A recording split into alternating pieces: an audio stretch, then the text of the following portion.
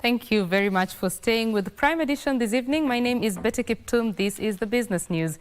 Kenya is scouting for an investor to fund construction of another international airport in Nairobi under the public-private partnership agreement to address growing passenger traffic and strengthen Nairobi's position as a regional aviation hub.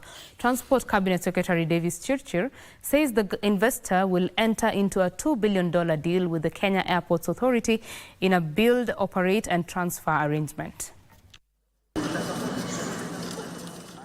Passenger traffic through the Jomo Kenyatta International Airport has risen to 8.21 million passengers, representing a 25.2% increase and accounting for 67.3% of all air passenger traffic in Kenya.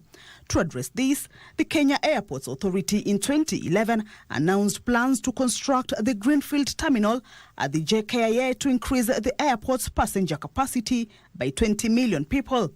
However, the deal would later be shelved, and now the government is keen on construction of another airport whose financing would not burden the exchequer and affect other public services. We are looking at a framework that JKIA can leverage on its balance sheet, invite cost-effective or the cost of money that is fairly competitive, that can return on investment in terms of the cost of capital and develop for us a new airport.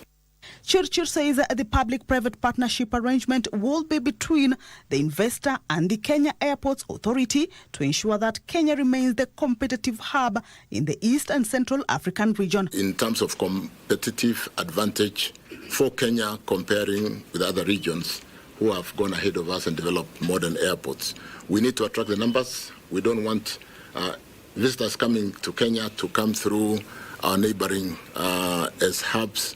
We really want to take that advantage.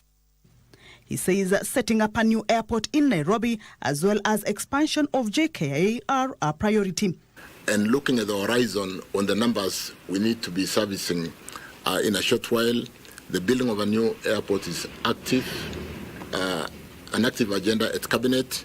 We are looking at policies on investments which can support themselves as a business, really being able to do more of PPP as opposed to building on a social capital on our balance sheet. The Tourism Cabinet Secretary said increasing air traffic capacity in Nairobi is a key enabler of the country's ambitious tourism goals. And we are glad to see that already a lot of progress has been done since we were here on 31st of January 2025, and we want to commend all the teams that are working towards improving the airport experience, and we really want to work together with all the stakeholders. They were speaking during the signing of a new customer service charter at JKIA.